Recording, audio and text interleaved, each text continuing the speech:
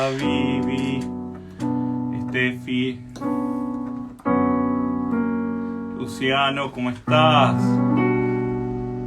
Hola Carlos. Hola Carlos, esperamos un cachito que entre gente y ahora nos comunicamos.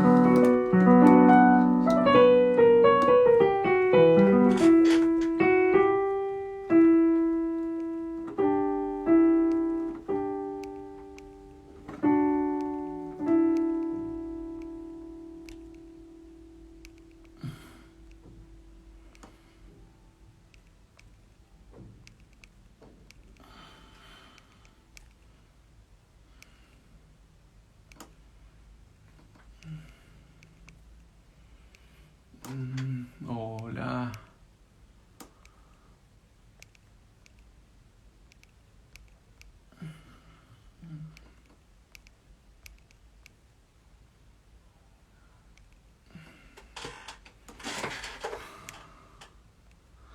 Marta. Ahí se están sumando de a poco. Connie. Hola Laurita Sachente. Sofía. Un minuto más, Carlitos. Hola Alejo.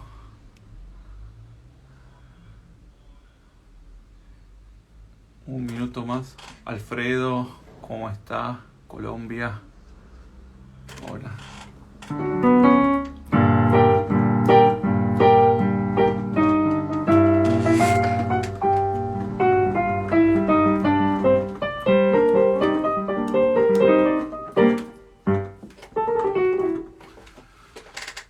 Maísa.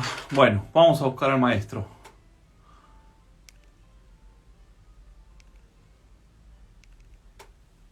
Ahí está.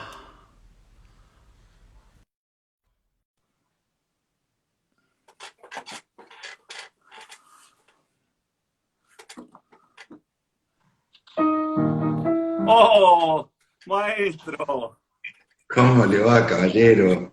Me suena esa ¿Cómo? musiquita. Alta cumbia, ¿eh? Y no, es que no podía ser otra que... No puede ser otra cosa.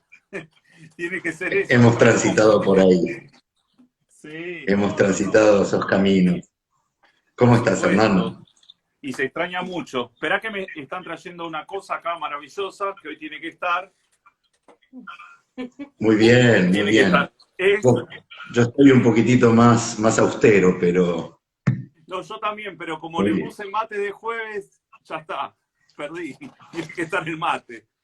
Aparte, el Sí, mate sí, invita a encontrarse, ¿no? Es una cosa que siempre decimos. absolutamente.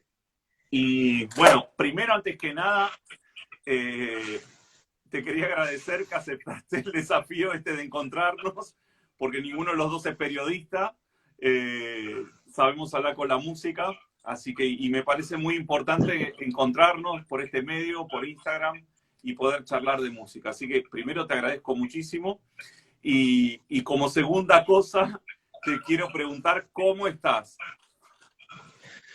Bueno, primero te agradezco a vos porque la verdad que vengo siguiendo tus charlas, tus mates. El otro día, bueno, nos saludamos ahí al aire en el vivo contigo y con el maestro Silvio Villegas, que aprecio muchísimo. Y me parece que, bueno, esta iniciativa que es mancomunada, porque, bueno, muchos estamos tratando de hacerlo de esta manera, de una forma o de otra, de contenernos, de no perder el contacto, de no perder el espíritu, de estar ahí permanentemente, no solo entre nosotros, sino tanta gente con la que nosotros trabajamos y un poco por este rol que nos ha tocado de líderes de grupo, tener también una visión contenedora y compañera en ese sentido, ¿no? Y para responderte concretamente, estoy bien, estoy sobreviviendo a una pandemia peor a la del aislamiento, que es tener obreros en casa, que son muchachos muy macanudos, que trabajan muy bien, pero bueno, se presentaron problemas domésticos con unos caños que parece que no hicieron pandemia, que no hicieron cuarentena, mejor dicho, y Claro, están que vivos. bueno, nada, lo estiré hasta donde pude, justamente basándome en la imposibilidad de visitas con los caños expuestos y las paredes rotas y todo lo que hubo que hacer de urgencia cuando reventó literalmente la caldera del edificio.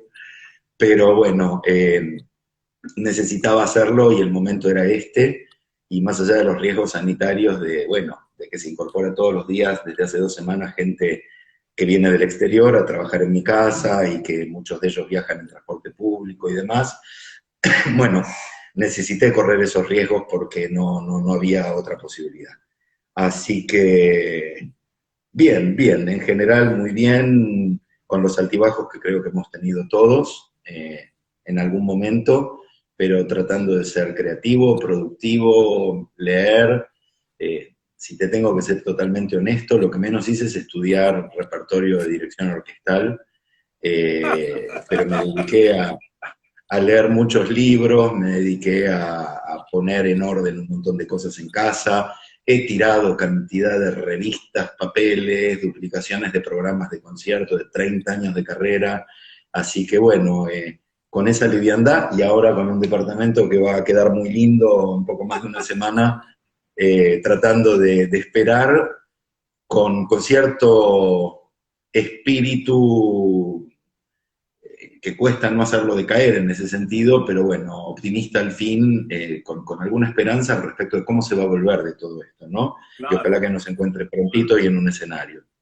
Y me venía mientras contabas esto que decías que no te vino. A mí me vino el ataque de estudiar algunas cosas, por ahí no estudiar corales específicamente, pero sí cosas de música que yo nunca había estudiado o que me quedaron pendientes, cosas pendientes. Pero te imaginaba, digo, ¿no te vino estando en la cocina las ganas de dar un gran ataque de esos que das vos siempre con precisión? Me dieron ataques de hambre en la cocina, que en realidad eran ataques de ansiedad traducidos en hambre, pero Pero no bueno, a hambre excepción de estas dos, pesada. claro, pero a excepción de esa, ahí está, una de las cosas que yo hice es dedicarme, que lo hice toda mi vida, pero bueno, a nivel hobby, obviamente, pero un Claro. poquitito más al tema de la gastronomía y de cocinar y de experimentar cosas y bueno, de que la cocina se haya convertido en uno de los lugares más frecuentados de la casa en una lectura positiva y en una lectura absolutamente no tan positiva, porque digamos, tengo tantos gramos, por no decir kilos, de más como la frecuentación de más que yo he hecho de mi cocina en todo este tiempo. Pero bueno, lo compensamos con una muy linda cinta que, aunque ahora está enmascarada para que no se llene de polvo por la obra, la pondremos enseguida a funcionar y bueno, desde hace una semanita que se permitió con todos los riesgos, pero especulando con los recaudos y la seriedad de la gente, que aquí en Capital se pueda caminar y salir a partir de las 6 de la tarde, ya lo he hecho un par de veces Claro. y bueno, unos kilómetros vienen muy bien Y también para sí, esto. sí, para la cabeza, para despejar. Me venía con esto que vos contabas, con las dos situaciones. La situación, porque yo también me dedico mucho a cocinar y ahora en pandemia es como, bueno, este es mi momento, cocinar. Pero a veces me quedo comparando con lo que hacemos trabajando, ¿no? Porque nosotros estudiamos la obra, tengo idea de lo que quiero sonoramente, de color y sonido, pero cuando cambiamos de coro, el año pasado nos encontramos dirigiendo, preparé para vos las cuatro piezas Con el sacras de poli. Verdi, y en otra oportunidad preparé las cuatro piezas sacras de Verdi para Silvio Viegas. Entonces, con otro coro, con el coro del Teatro Argentino de La Plata. Y lo cual yo voy con una idea ya al coro polifónico a trabajarlas, pero es otro coro, por lo tanto tengo los ingredientes de otro día, de otra temporada, y a veces nos encontramos con nuestra idea del mundo sonoro que queremos y con el mundo sonoro real, ¿no? ¿Cómo vivís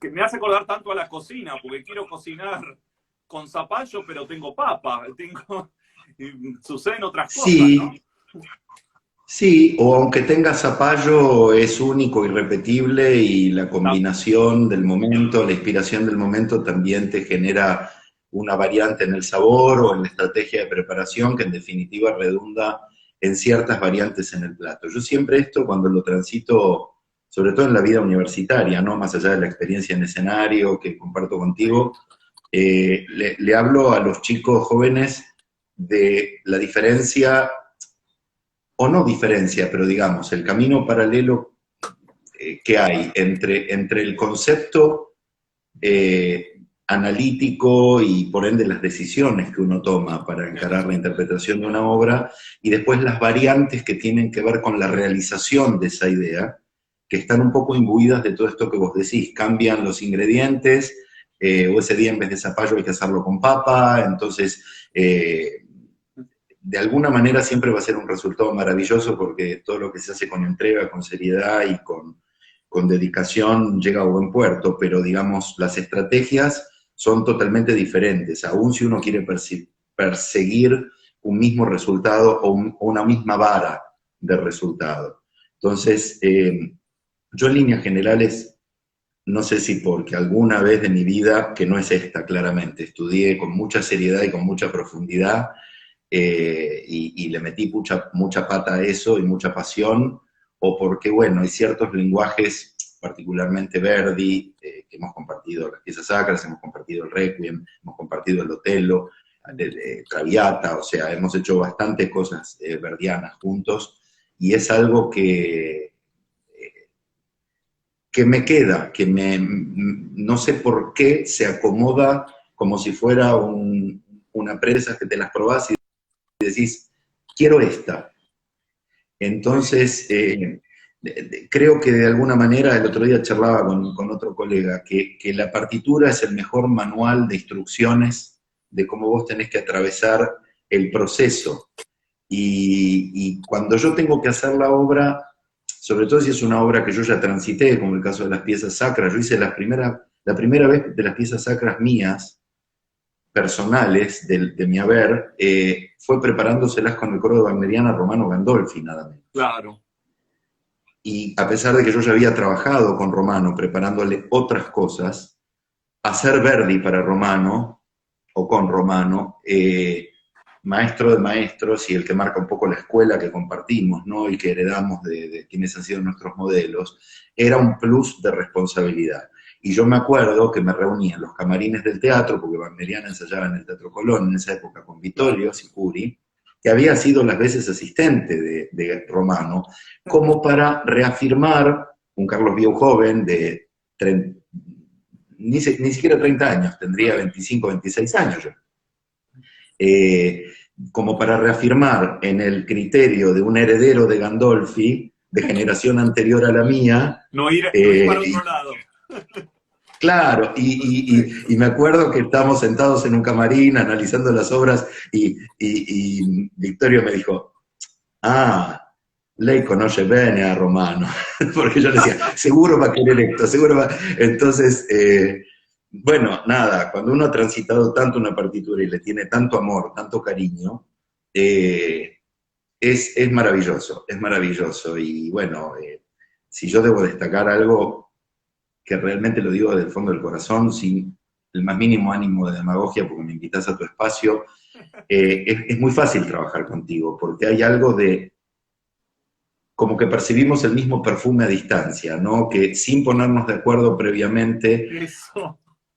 el lineamiento del conocimiento del estilo y de cómo lo sentimos y cómo lo amamos el estilo de la ópera, y en particular el verdiano, hace que sea muy fácil después la convergencia cuando vos entregás tu trabajo, y hace también muy fácil para mí respetar tu trabajo y no tener que modificarlo, sino solamente agregarle alguna capita de lasaña de mi gusto personal.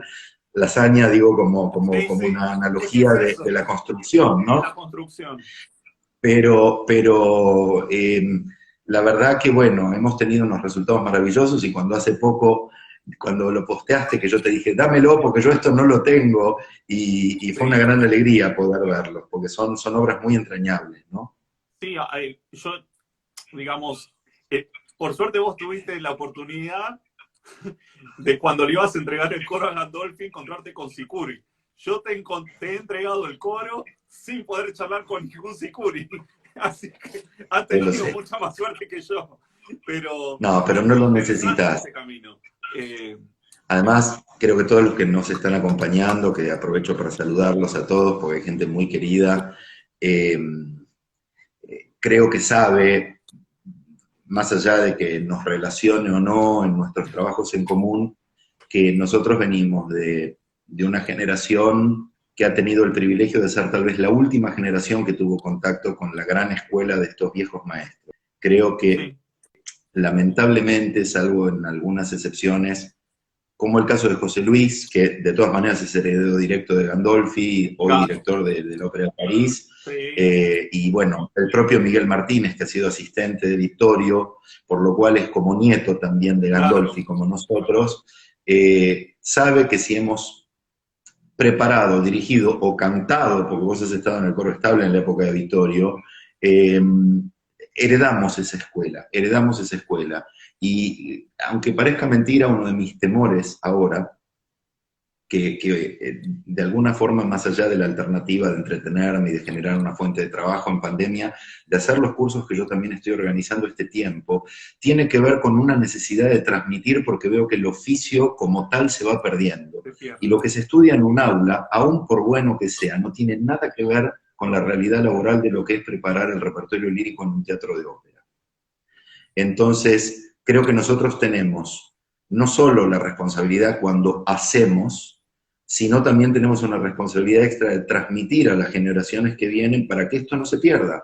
Porque si bien nosotros todavía somos muy jóvenes para lo longeva que es la carrera de un director de coro o de orquesta, ya estamos dando la vuelta y yo voy viendo el horizonte al revés, voy viendo hacia atrás.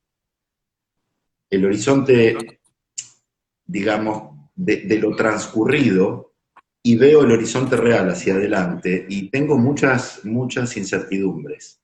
Veo que aún la gente que ama el género y que tiene pasión por el género, no tiene dónde hacerse, no tiene estos modelos, no tiene un Gandolfi, un Vittorio Sicuri, un Andrés Máspero, y la verdad que bueno, el último baluarte, a excepción tuya, que ya sos de acá, de los que nos ha visitado de afuera, sembrando esa escuela, fue Salvatore. Claro. Después, o sea, no lo estoy excluyendo a Miguel, lo incluyo a Miguel, que es el otro que defiende esta forma de trabajar, pero bueno, Miguel es nuestro también. Miguel estuvo acá y tuvo el privilegio de aprender de los que vinieron acá de afuera a enseñarnos el estilo, pero se va perdiendo, y dirigir un coro de ópera o un sinfónico coral que tiene que ver con lo lírico, como el Requiem de Verdi o las 4 piezas sacras, que nos llevaron por el primer terreno de nuestra conversación, no tiene nada que ver con la dirección coral a nivel de un madrigal de Monteverdi. No, claro, entonces eso charlaba con un colega director de coro recién recibido que me llama y me dice, tengo que preparar una ópera. No sé... Perdón que estoy descalzo, ¿eh? Claro, no hay problema. Tengo que preparar una ópera. ¿Por dónde empiezo? Y digo, bueno, listo, lo que viste de armar el coro, eso no va. Es otra cosa armar la ópera, que no se aprende en el conservatorio. Que a la vez requiere de aunar, no sé cómo lo pensás vos. Yo lo pienso muchas veces que por momentos la ópera, la música ocupa todo, por otro momento solamente lo teatral, por otro momento la poesía, por un momento, como en Puccini, converge todo al mismo tiempo. Es un teatro cantado, la voz es más importante, la orquesta acá es más importante. Hay que tomar una decisión todo el tiempo con la ópera, no es como en el conservatorio que la música coral es la voz tiene que estar su quinta perfecta, siempre afinado, la soprano. No funciona de esa manera, ¿no?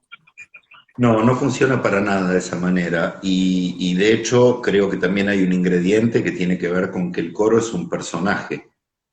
O sea, no canta una parte simplemente, sino que aún cuando no está cantando en sí en una ópera, pero está cantando una obra de un operista, siempre hay una impronta dramática que de alguna manera, ante el estímulo de un texto preexistente, hace que el compositor se esmere por componer de determinada manera sobre la descripción musical de ese texto. Entonces, vos podés tener una voz maravillosa, pero la voz tiene que estar al servicio, y la forma de decir más allá de todo, y que involucra también qué tipo de emisión por ende vas a emplear, tiene que ver con múltiples variantes. No es lo mismo cantar una frase como un pensamiento, que por los códigos de la ópera uno lo hace en voz alta y lo comparte con el público, pero está escrito entre paréntesis frasé, Claro. que cantar una cosa amorosa, o que cantar una cosa heroica, o que cantar un momento de alegría, de joya, o cantar un momento dramático de desesperanza. Entonces, uno tiene una misma voz, busca su timbre, busca su técnica, busca su paridad sonora en todo el registro, etcétera, etcétera. Pero después hay un elemento que es totalmente ajeno, que si no te visita, no te posesiona y no te invade, por más técnica por un lado, voz linda por otra, voz sonora por otro, buena preparación solo con un correpetidor o lo que sea, no funciona, porque el género es tan impresionantemente abarcativo e integral que si vos transitas en ese género, desde el rol que tengas, como cantante, como director de coro, como director de orquesta, aún te diría como músico, el gran problema de que los músicos de nuestras Eso. orquestas están formados como solistas y no como músicos de orquesta, y aún en el caso de un gran gusto por la música de orquesta, de haber transitado partituras de orquesta, lo hacen en general sobre el repertorio sinfónico, pero no sobre los códigos de acompañamiento de la ópera. Entonces, dan un concurso, llegan a una orquesta de ópera, entran por el gran nivel instrumental que tienen, pero después cuando se empiezan a encontrar con los códigos de la ópera, es muy abrumador el tema. Claro. Entonces, me parece que, bueno, todo esto habla, por otro lado, más allá de que lo estamos encarando desde las dificultades o desde las particularidades, qué maravilloso que es eso a lo que nos dedicamos. Qué maravilloso. Transitamos por la más alta literatura, por el contexto histórico, por cómo se respira la vida dentro de un teatro, y ni que hablar el contacto con estos genios creadores musicales que, tomando la inspiración de obras de grandes literatos, generan estos monumentos a la emoción que son la música de las óperas que transitamos, ¿no? Creo que somos privilegiados. No, por eso yo pensaba que tal vez Mm. Verdi, esto que preguntabas, no sé por qué Verdi, ¿no? O por ahí sí sabes por qué Verdi. Por ahí charlando ahora aparece por qué Verdi. Pero digo, Verdi, justamente después de Rossini, de Donizetti, de Bellini, que casi llegan también a vivir, estar en la ópera como casi en la realidad. Pero ya Rossini con la coloratura, ya no, coloratura. Bellini con una frase tan larga que parece que nadie pudiera respirar para decir una palabra. Bueno, ya no. Y Donizetti está ahí, pero no innova con los acordes. Pero casi en el final de Lucia parece que se está muriendo de verdad cuando se le corta la voz. Pero a la vez Sí, tenés un concertato que dura 7 minutos donde cada uno tiene el frasé. O sea, habla para sí mismo durante 7 minutos. Entonces, claro, pero sí, Verdi consigue otra cosa, ¿no? sí, yo creo que el gran mérito, más allá de haber sido, también por su longevidad y por su don de creativo, un tipo que ha hecho evolucionar la forma de un modo increíble. O sea, para mí Verdi ha generado en la ópera, y aún con la coincidencia tangente a la altura de la ida bueno, haber tomado contacto a través de Lohengrin con el repertorio wagneriano, lo que Beethoven de repente ha sido en la sinfonía. O sea, hay un antes y un después, y en el transcurso de obra a obra hay una incorporación de elementos nuevos que ha hecho evolucionar la forma y desarrollar la forma de un modo totalmente evolutivo. Claro. Entonces, me parece que un poco también el enganche con estos monstruos creativos tiene que ver hasta con la curiosidad te diría, ni siquiera como profesional, como diletante, como público, como amante del género, y decir, wow, qué maravilla lo que hace este tipo, quiero transitar por ese camino, aunque sea desde mi rol de uña de su dedo meñique, para ver si puedo aprender algo de esta maravilla, ¿no? A mí me parece que, a ver, como a las voces, hay voces a las que le queda más un repertorio u otro, no solo por la vocalidad, sino también por el temperamento de la persona. De hecho, cuánta frustración Claro. trae y cuántas malas decisiones trae, que mi temperamento me haga gustar de un repertorio para el que mi voz no está preparado, y los conflictos que esto genera, ¿no? Pero a los directores también nos pasa que nos queda mejor un repertorio que otro. no va en desmedro de que profesionalmente debemos desarrollar la capacidad de dirigir todo el lenguaje, y si nos programan como un lenguaje que no es el que nos apasiona, igual tenemos que enamorarnos de la obra y cumplir. Pero bueno, hay una resonancia que creo que tiene que ver con una identificación que pasa por otros niveles, que no son el analítico o simplemente el gusto personal. Tiene que ver con resonancias en lo dramático, en lo temperamental, en la visión del mundo, en historias personales.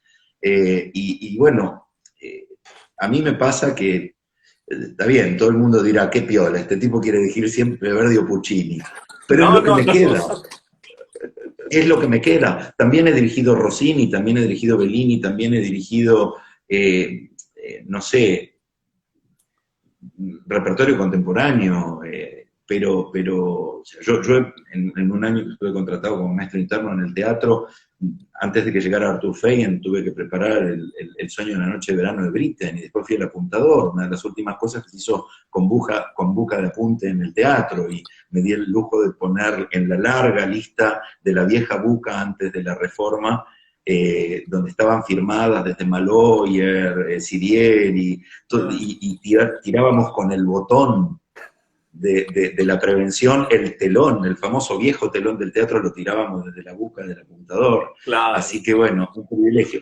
Pero digo, Verdi me sale dirigirlo por las venas, y Puccini tiene un plus, que tiene una inspiración musical que me motiva más que la verdiana. A mí en Verdi me motiva más lo teatral y esta cosa absolutamente feroz que tiene para crear momentos tan contundentes cuando todavía está tan condicionado por la forma de la ópera romántica. Mm. El destete de Verdi, de Bellini y Donizetti, sobre todo Donizetti, y empezar a crear la evolución que él generó, y sobre todo la aceleración de la curva, para hablar en términos contemporáneos pandémicos, que Sí. hubo desde el periodo medio en adelante, donde de ópera en ópera es una maestría, y con esta cerecita del postre que es asociarlo con Boito, esta asociación Claro. libretista, músico, compositor, con el que tenían tanta empatía, y generar estas maravillas como el Bocanegra o como el... Bueno, me pasa con todo el repertorio verístico, sinfónico, me pasa con Brahms en el repertorio sinfónico también. Tchaikovsky, haber transitado, por ejemplo, una ópera como el Evgenio Onegin. Claro, también.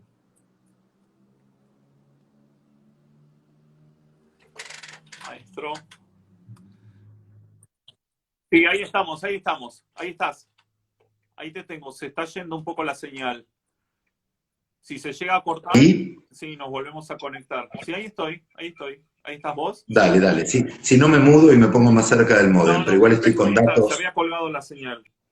Sí, yo creo que todas esas... siempre te estás situando en un romántico que llega a un verista donde llega a lo más importante de la sensibilidad humana, es lo que estoy sintiendo. Donde llega a lo más íntimo, digamos, de la sensibilidad humana. Eso se está como cortando, ¿no? Parame un cachito, voy a hacer un experimento. Para que, perdón la desprolijidad, doña Rosa, que nos está mirando, pero voy a cambiar de ámbito y me voy a poner cerquita de donde tengo el módem, así Hola, a lo bueno, mejor de si paso es... voy saludando. Hola María, hola Claudio, Felipe, María Bugallo. ¿Quién más está ahí? María, qué lindo, un besote, María. Walter desde Brasil, Luis Fuente, Eugenia Fuente, Roxana de Villano. Un montón de gente. Hay como 40 personas aquí en el chat. Qué bárbaro. Sí, fantástico. Y creo que todas esas óperas nos acerca a lo oscuro, a lo íntimo del ser humano, ¿no? Nos toca justo en ese punto y lo hace de la forma por ahí más real y emotiva. No. Yo creo que sí. y cuanto más nos acercamos a lenguajes, por ejemplo, como el verismo, más aún, por su propia naturaleza, ¿no? Y por razones más que obvias, porque de repente en la ópera romántica o mismo en una ópera como Aida, que yo la estoy transitando esta semana en unas charlas que estamos haciendo en Sí, un grupo que inventamos también, ¿no? De paso mando el chivo, él manda el chivo ahí. Eh, muy bien. Hay personajes que son muy lineales y que uno por ahí le pone más ingredientes y recursos de la memoria o de la necesidad emotiva de uno mismo, y a lo mejor el personaje no lo tiene tanto, es decir, sí lo tiene, pero digo, en grados de evolución al lado de la historia, si vos comparás una Ida con una Tosca, Tosca es mucho más rica porque tiene un montón de facetas y una evolución en el Por las que personaje. tiene que ir pasando, Eh, digamos, los caminos que tiene que ir exacto. haciendo. Entonces, cuando uno raya, por supuesto, un poco con el delirio y con la locura, ¿no? Porque cuando bajás del escenario tenés que entender que la vida no es una ópera y que las reglas de juego son diferentes, porque algunos vivimos, me incluyo, la vida como una ópera y tenemos un dramatismo permanente que nos hace tanto disfrutar como sufrir a veces. Pero digo, todo artista en algún punto tiene dos bases así muy troncales. Uno, la necesidad de evadirse de un mundo doloroso y generar en la fantasía un mundo mejor. Y por otro lado, también una gran necesidad afectiva y de amor y de un montón de cosas, porque si no llegarías al nivel de exposición de subirte a un escenario con el riesgo que eso implica y con los años de preparación, con incertidumbre laboral que hay que agregarle a esos años de preparación. Entonces hay que estar medio loco para dedicarse a esto. Por lo cual, en alguna forma es una búsqueda hacia adentro, pero también una búsqueda hacia los costados. No hacia afuera, sino hacia el vínculo, hacia encontrar gente que siente igual y que de repente, eh, si vos ves que, no sé, está escuchando tal música o está en una función de ópera y llega el momento del do sostenido menor, sono andati, fingeva di dormire, y empieza a llorar con vos, ya te haces amigo de esa persona, aunque no la conozcas, ¿entendés? Sí. Hay empatía, digamos. Es como Sí, esta cosa que se descubre con el teatro, que en realidad nosotros vamos a, por ejemplo, la obra de teatro, siempre yo siempre iba a ver ópera, pero de golpe digo, bueno, voy a ver obras de teatro, basta de ver ópera, vamos a ver obras de teatro, que hablen directo. Y uno en realidad hace como un imán con lo que se identifica inmediatamente, o sea, con lo que ya sabe. Está sufriendo, fue engañada, tiene dolor, está enfermo, una enfermedad terminal, hay una epidemia. Enseguida se identifica que tuvo que dejar a su amado porque el padre le vino a pedir que no se case, no sé, pero uno se identifica con ese dolor. Es como si la ópera fuera eh, la el de, ámbito de catarsis. claro, como si fuera el síntoma ya directamente expuesto, en el conflicto expuesto a flor de piel, y nos enteramos todos de esa intimidad. Por eso siempre, Sí, no sé, me viene la Traviata enseguida, ¿no? Como que ella tenía una idea de cómo iba a ser para siempre, como la Manon, que ella iba a ser así, en el aire, y hasta que apareció alguien que le dijo, no tenés que por qué seguir este camino para siempre, digamos. Y se cortó la mano. sí, un poco la vida misma, ¿no? Frase que está tan de moda y que todo el mundo usa, pero que es real, porque en el caso de Traviata yo siempre digo que no por supuesto ni musicalmente ni formalmente dentro de lo musical, porque tiene todos los paradigmas de la ópera romántica más allá de las innovaciones verdianas y del estilo verdiano que evoluciona. El uso de melodías características, ya casi como si fueran leitmotivs, si habláramos desde el prejuicio wagneriano, pero argumentalmente, lo interesante es que Traviata es prácticamente una ópera verista. Claro. Uh-huh. Y es ahí donde viene la identificación. Yo siempre digo en broma cuando hago charlas para chicos o cosas donde uno hace como una introducción a la ópera o algo por el estilo, y digo, bueno, esto era la telenovela de la época, no había medios masivos, no había redes, no había radio siquiera, Eh, entonces, la gente iba a identificarse y a generar esta necesidad de empatía que tiene el ser humano, que es un ser social por naturaleza y que por más que se la dé de independiente y de autosuficiente, necesita sí o sí del otro. A tal punto que cuando nace es el único bebé que es dependiente de sus progenitores. Cualquier cervatillo, gatito, perrito, Terrible. rinoceronte, nació, se paró y va a buscar la teta para alimentarse, pero hace la suya. Sí. Y vos fijate que los mamíferos, porque también le pasa a los delfines, a las ballenas, sobre todo, vas a ver al cachorro, al cachalote al Al lado de lado. la ballena, al Siempre. vallenato al lado de la ballena. Y nosotros somos igual, somos inútiles cuando nacemos. No, si no nos levantan en brazos, no nos cuidan, no nos abrigan, no nos dan de comer, no nos cambian los pañales, nos morimos putrefactos de hongo a los 4 días porque No hay no nos forma. podemos limpiar. Entonces, eh, es curioso ver la ópera desde lo humano. Yo hace muchos años, cuando era estudiante del conservatorio, tipo 16, 17 años, antes de entrar a la universidad, pasé por una editorial y había un libro en oferta, que no entiendo por qué estaba en oferta, porque fue uno de los mejores libros que yo leí y uno de mis primeros contactos directos desde un texto con Puccini, no desde la música, que se llamaba El sentido humano en la obra de Puccini. Ajá. Y, ¿ves? Ahí está, me diste una idea, voy a releer ese libro. Ese libro tengo que releerlo, porque la verdad que es maravilloso, maravilloso. Si vos ves, por ejemplo, bueno, no sé si vos querés hablar de otra cosa, porque yo empiezo a delirar, me copo con Hable, esto maestro, y hable que estamos por ese tema y creo que la gente y nosotros y todos nos descubren en esta pandemia pensando y reflexionando sobre lo humano en la ópera, que es lo que nos apasiona. Así que este es el tema. y en chancletas, y Y en en, y chancletas. en chancletas, como corresponde, que es cuando suceden las cosas. Las cosas suceden en el momento menos pensado, ¿no? Como en la ópera. Ah, Como en la eso te ópera. puedo dar fe que sí.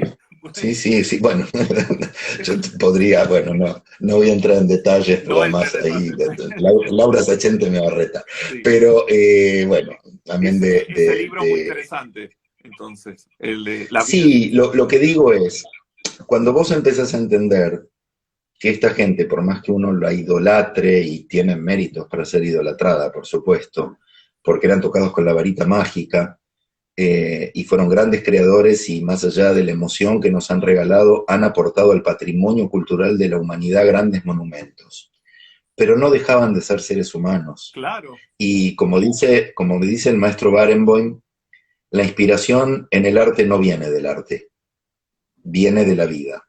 Si vos no amaste, no sufriste, no tuviste una gran pérdida, no tuviste una gran felicidad, no tuviste un gran logro, no tuviste una gran complicidad con alguien o un gran esfuerzo, pero que finalmente lograste con tu tesón superar ese esfuerzo y llegar a una meta, no podés escribir estas cosas que esta gente escribió. Esto lo hablas por el cambio en la composición de Verdi, de cómo venía escribiendo su primera ópera y cómo apareció con la Traviata, creo que fue, ¿no? Venía con una ópera cómica que intentó, pero falleció la madre, los hijos, perdón, la esposa, los hijos. Y eso produjo un gran cambio en él, ¿no?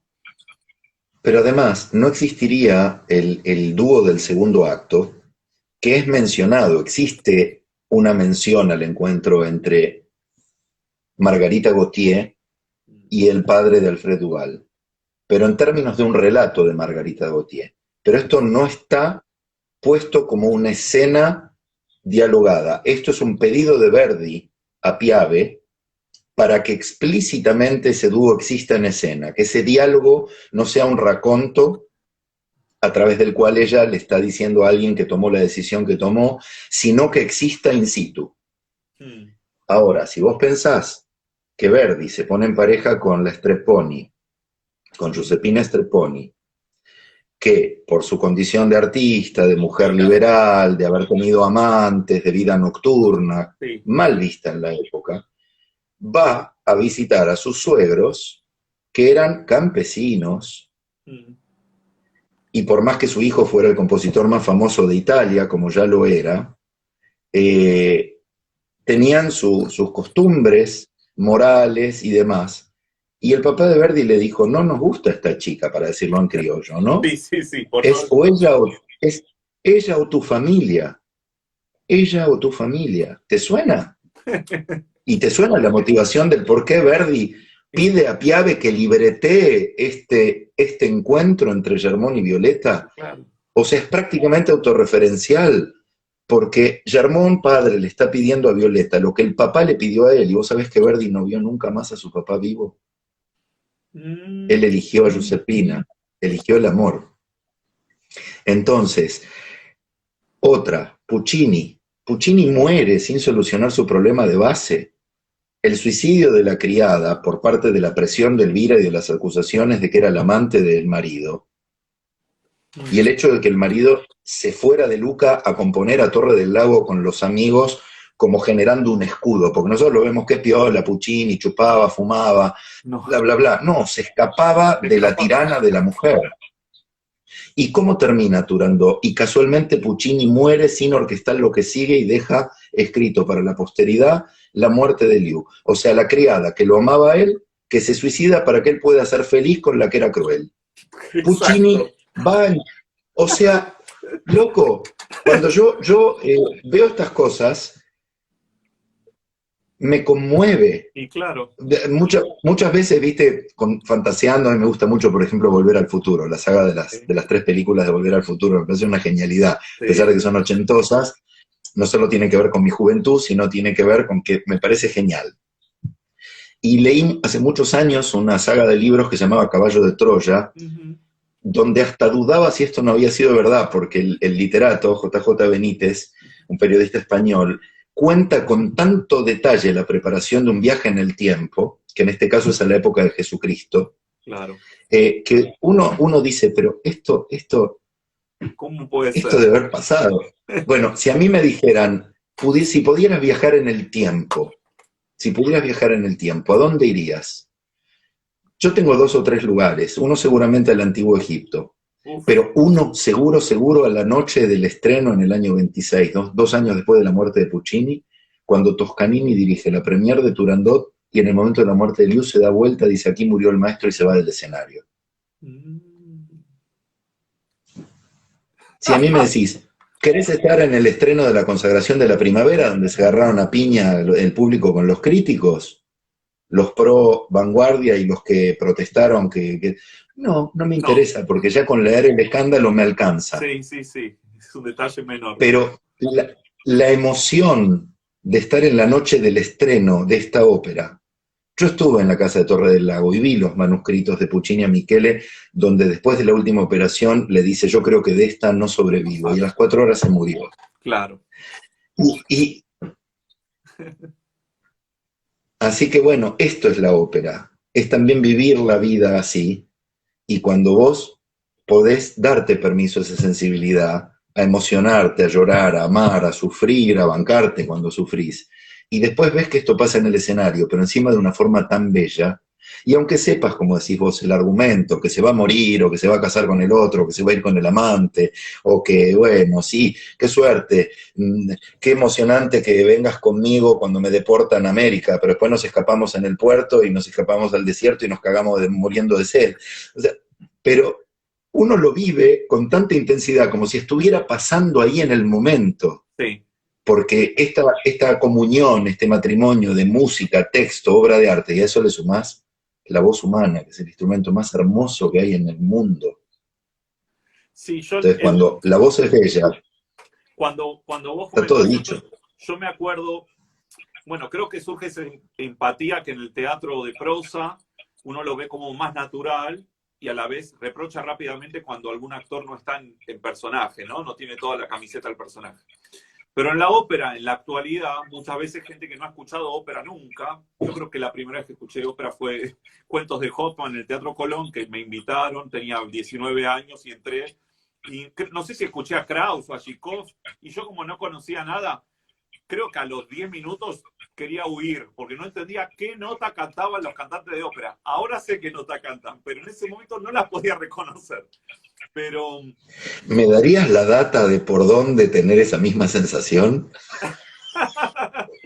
no, pero en ese momento Perdón, perdón, perdón. yo, Es un chiste, no porque se me en enoje, ese señora. momento mi oído escuchaba hasta Vivaldi, la afinación de Vivaldi. Ya cuando aparecía la voz humana no podía saber si era do, re, mi, fa. Pero ahora sí sé cuál es do, re, mi, fa. Pero pasaba que Vos porque tenés oído absoluto, yo que tengo oído obsoleto, tengo un nivel de tolerancia mayor a eso, por eso sobrevivo a la ópera, a pesar de que tal vez la supervivencia va no solo de la mano de eso, sino que dirijo mucho menos ópera de lo que la lógica claro, por eso dictaría, pero bueno, es un eso es problema. otro tema. Pero pasa que, bueno, esto que te comentaba, y esto que comentás, como la ópera revive estos, creo que la partitura está muerta y nos da un montón de información, el cual el director de ópera, que sea director de coro, de escena o quien sea que esté trabajando con la ópera, tiene obligación de revivir esos sentimientos que cuando, como vos comentaste, cuando sabés la historia del compositor, sabés que ese sentimiento fue real, lo sacó de una información que tenía, un síntoma que tenía en su cabeza, uno lo respeta de otra, lo realiza y lo respeta de otra manera. Pero me pasa lo siguiente, como pregunta, por ahí yo sé la respuesta, pero te pregunto como si no supiera la respuesta. Eh, Cuando estás en esos momentos clave, que vos estás dirigiendo, y que yo recuerdo a mi maestro Antonio Russo, ¿no? Dirigí chiquito, chiquito, chiquito, chiquito, chiquito, chiquito, chiquito. Bueno, que vayan todos a vos. La idea, pero como técnica para la primera clase estaba muy bien, ¿no? Porque hasta los nenes, cuando dicen, imita al director de orquesta, y empieza un batido de mano por todos lados, los nenes, eso es intuitivo, ¿no? Como quien imita a un cantante de ópera. Oh, bueno. Pero, Maravilloso. ¿qué sucede? Claro, de esa primera instancia al momento que llegás a la ópera, que llegaste con tu mano toda prolija, toda correcta, y te encontrás con un... Y no pasaste por el Rossini, no pasaste por el Barroco, y estás en Argentina, y llegó una escena de Verdi con la orquesta, el coro, toda la... ¿Qué sucede con el cuerpo y esa comunicación y ese chiquito, chiquito todos conmigo? Estamos hablando de la intimidad del director de orquesta, ¿no? Claramente. Mira, primigeniamente, antes de llevarlo al plano del gesto, yo creo que el gesto es la representación externa de algo que te está pasando adentro. Si no está funcionando acá y acá, en la mano no funciona.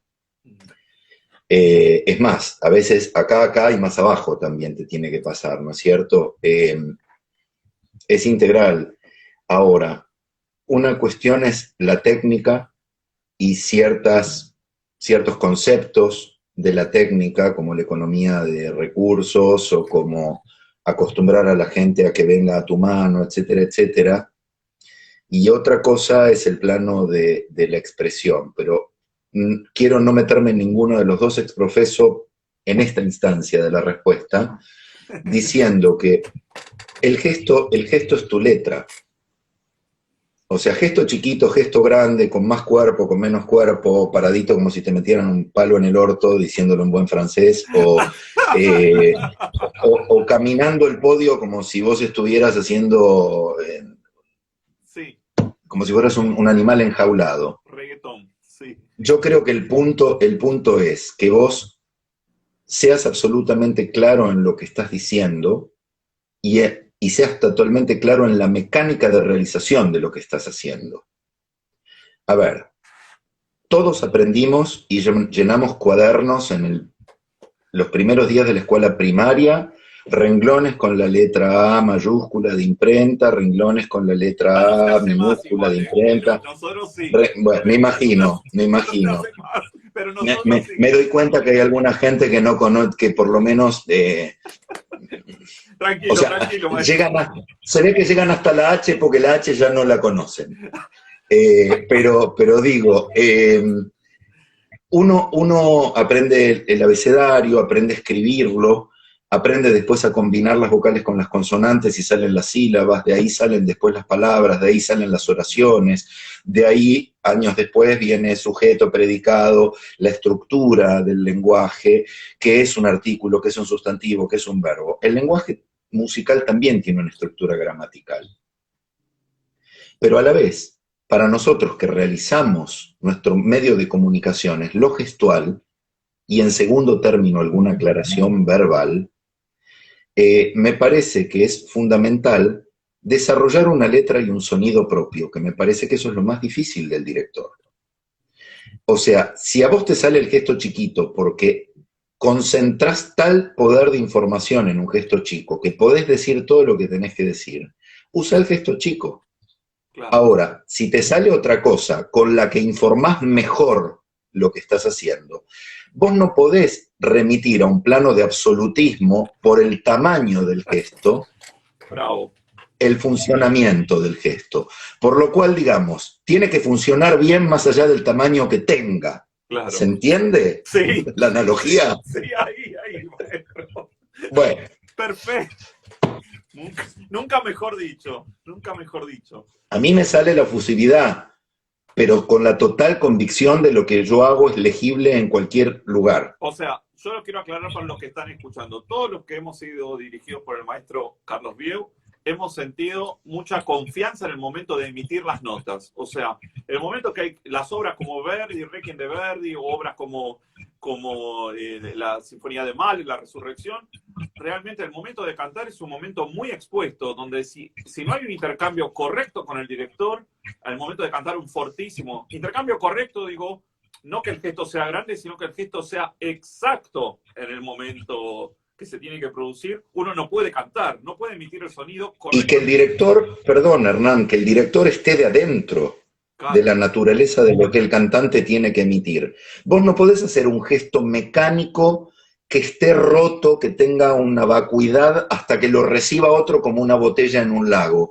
Vos tenés que estar cantando con la misma intensidad que canta la persona que es tu dirigido. Si no, no lo estás dirigiendo. Estás haciendo lo que yo llamo la dirección de tránsito. Es el rol de un policía. Pare usted, pase, ahora usted cruce, ahora usted pare, ahora arranque usted. Eso no es dirigir. Dar entradas, marcar el esquema, dar un corte, saber dar un levare, eso no es ser director, claro. Eso no es un fin, ese es el medio a través del cual el director expresa ideas. Si vos no tenés las ideas, no podés expresar nada. Si claro. Tenés las ideas pero no tenés la técnica, tampoco podés expresar nada. Claro. Si tenés las ideas, si tenés la técnica, podés expresar lo objetivo pero no lo pasional. Si tenés la idea, la técnica y encima pasión y amor y claridad, transmitís todo lo que tiene que transmitir. Vos tenés que ser director técnico, porrista, arengar y a la vez dar seguridad, aunque vos te estés muriendo de miedo por adentro, porque es un grado de responsabilidad como manejar un avión, claro. Para que todo esto sea un trabajo de equipo, donde uno está poniendo toda su identidad, toda su pasión, y en ese momento es a muerte. Y me suena también porque, bueno, yo he dirigido algunas óperas y es realmente una experiencia muy distinta, ¿no? He dirigido 5 óperas y preparado otras más. Y realmente el fuego que uno siente, uno manda un fuego, vuelve un fuego, y después hay un fuego que transmite la partitura, que aunque uno no mande ese fuego va a estar siempre. Entonces, esa decisión del gesto más tranquilo, para no, tampoco puede estar las 3 horas efusivo. Entonces, porque técnicamente... Claro, no, por supuesto. A ver, todo como en la vida, todo las dosis tienen que ser equilibradas y vos tenés que usar la dosis pertinente a lo que tenés que lograr, que no va solamente por una cuestión bidimensional, superficial, de ahora descanso, ahora le pongo un poco más, ahora... Tiene que ver con una cuestión de lógica también del discurso. Toda la música es una sucesión de tensiones y distensiones. Estas pueden ser armónicas, musicales, densidad de sonido, puede ser teatral, la tensión, algo que está pasando en el argumento, un momento culminante de algo emotivo en un personaje, o van a quemar a mi madre, salgo corriendo, bueno, algo pasa, ¿no? El punto es que vos tenés que estar todo el tiempo involucrado. Yo creo que esto tiene que ver con una palabra que para mí es la primera de mi constitución interna, si lo miran en términos digamos, de una constitución nacional, o la Biblia, o el Corán, o la Torá en términos religiosos. Tu preámbulo. Es compromiso. Tu preámbulo. Compromiso. Compromiso. Sin pretensiones, sin querer ser mejor que otro, sin querer que tu versión sea la versión, pero poder fundamentar lo que haces, poder hacerlo con total entrega y con total preparación para poder plasmar en esa entrega algo que no se diluya en una cosa desprolija, llena de buenas intenciones, pero que no encuentra un camino conductor. O sea que por un lado desbordás, pero por otro lado tenés muy claro el poder de síntesis y a qué resultado llegás y cómo llegás a ese resultado. Claro, hay evaluación. Esto por supuesto te da la experiencia. Pero sin ese compromiso de base, que es el que te hace estudiar de una forma, planificar de una forma los ensayos, decir lo que decís, sentir como sentís. A ver, el gesto, ya que vos diste el estímulo, la consigna del tema del gesto chiquito, provocando un poco la contradicción de cómo dirijo yo a veces. A veces, ojo, yo dirijo sin dirigir. No, es que yo... A la Gandolf. No lo dije por eso, porque ya hicimos muchas producciones y yo sé por qué haces el gesto grande y por qué haces el gesto chiquito. Nos hemos encontrado en todas las opciones. Yo recuerdo perfectamente cuándo has hecho todos los gestos, pero sí me he encontrado con muchas preparadores de directores, o sea, maestros de directores de orquesta o preparadores de directores de coro. No, el gesto sin sentimiento, chiquito. Digo, pero ese me suena un gesto, por tu énfasis le he dicho a alguna persona, digo, que está dirigiendo un madrigal de Monteverdi para 4 personas que están acá en una salita chiquita, y no veo un gesto, pero está dirigiendo el Requiem de Brahms, y acá está sonando una orquesta, y tu gesto no transmite la sensación. No puedo pasarme de este rango como si tuviera atado unas sogas a la mano y no me puedo mover. Y no tengo que ser expresivo con la cara, no tengo que ser expresivo con el cuerpo. Digo, pero ¿cómo hago para hacer como vos dijiste, el porrista del... Primero y principal, te pueden enseñar todo eso, pero no te pueden enseñar a sentir. Primero y principal. Y segundo, guarda con el tema de lo del tamaño del gesto, ahora hablando con seriedad y sin analogías. Sí. Una cosa es apretar el papel cuando uno escribe y otra cosa es escribir con letra grande. Uh-huh. Por aquí pasa mucho de esto que estamos hablando. Ojo, a veces el gesto grande o el gesto ampuloso no significa nada y no dice nada. Y no es necesario y hasta perjudica. También. Si vos recorres un lapso de espacio mayor, como nosotros medimos el tiempo en el espacio, vos llegás más lejos, tardás más tiempo en llegar más lejos. Y sí, la información... Por lo cual, si vos no querés que la gente te atrase, que ya tenés el factor de la distancia que genera acústicamente una sensación de atraso, el gesto grande no sería indicado. Claro. Pero una cosa es estar braceando como si estuvieras nadando contra la corriente, claro, como dirigía Toscanini, con una batuta muy larga encima y que usaba desde el hombro para dirigir. Espera, Carlos, no contestes. Tengo que cortar y vuelvo a conectar, así me completas la frase.